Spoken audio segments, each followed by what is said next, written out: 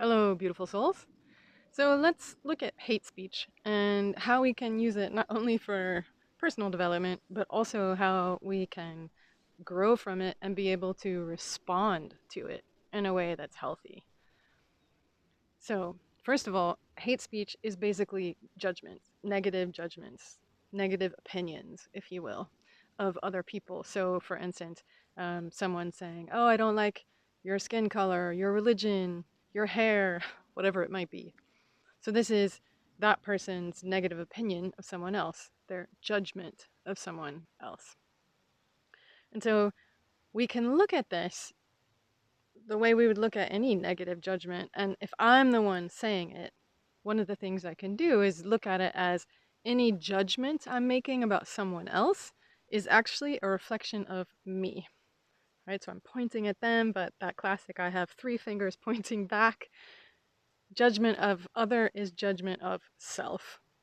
And so we can take that and look at it and say, okay, what do I not like about myself in this case? What do I not like about my gender, my religion, my hair? What am I scared of? What's going on in here that makes me dislike someone else? So that's the first thing to do. And as I go through that process, then I can start to relax from that. I mean, I'm still going to feel it. I'm not saying we turn into emotionless automatons. Automatons. What happens though is that, as I interact or come into contact with those things again, I'm not so reactive to my own emotions. I've allowed them, I've felt them, I've made friends with them. I've even started to maybe heal those parts if they are severely wounded. And then when I see those things, okay, yeah, I still may not like them. I still may have, reactions to them, and yet it'll be softer. It'll be easier. And so this is clear, right? If I'm the one doing the hating, the judging, this work is pretty clear. I'm not saying it's easy, it's clear. So what's not so easy and not so clear is if someone else is doing the hate speech and I'm looking at them hating someone else, what's not so easy to see is that I'm also judging the hater. And here we go again. I'm judging them. I've got it coming right back to me. So, when we are judging someone else's hate speech, it's not so easy to be like, uh-oh, again, what do I not like about me? What do I not like about my gender, my race, my religion? Um, and also, what do I not like about expressing it? Because that's also what's happening. They're expressing it. And so to do that work on myself is quite deep and profound because, okay, same thing. I need to go in and feel into what's going on in here, right? What is my own racism? What is my own, all the isms? What is, right? All those kinds of things. That's very deep work. It's huge. And it's such a big place for growth. So anytime we have judgments, anytime we're even judging someone else for judging, right? Instead of censoring them, canceling them, you know, I mean, do that, of course.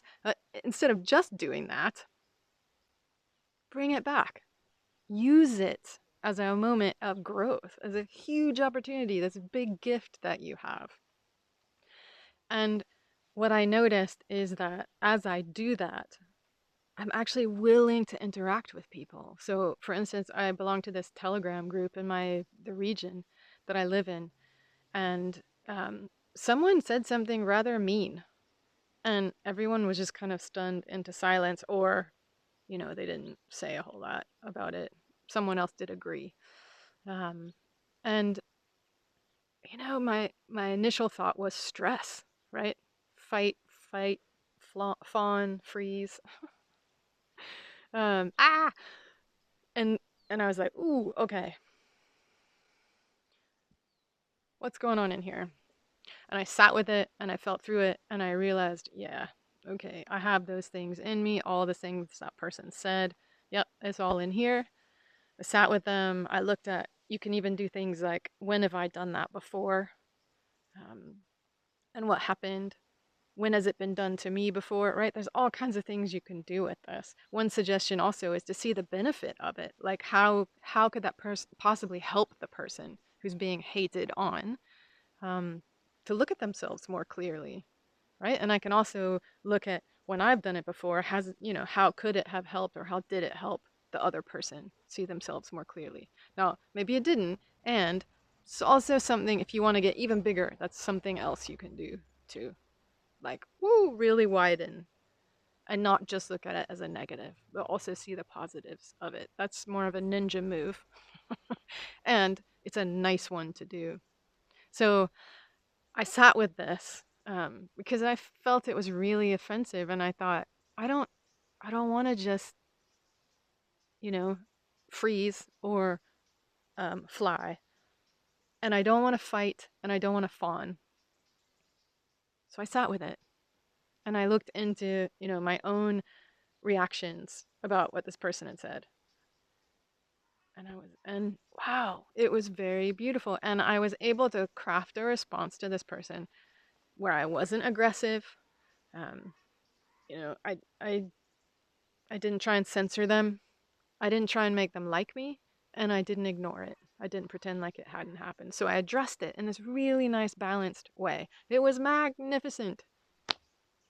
So there you go. And of course, one of the beauties of doing this online versus doing this in person is that online you have time, right? So this is both the horribleness of online things is that this happens a lot, and the beautifulness of it is that we can take time, right? I took like 24 hours to sit with this. Maybe you need more time. Doesn't matter. Take the time it takes. It's not, you're not standing in front of the person. You don't have to deal with it immediately. And of course, if it does happen in person, pause, go away, or think about it later. You know, you don't have to respond to it in the moment to still use it as a gift. So there you go. I hope that helps. Good luck.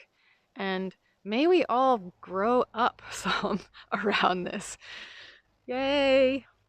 Hope that helps. See you next time.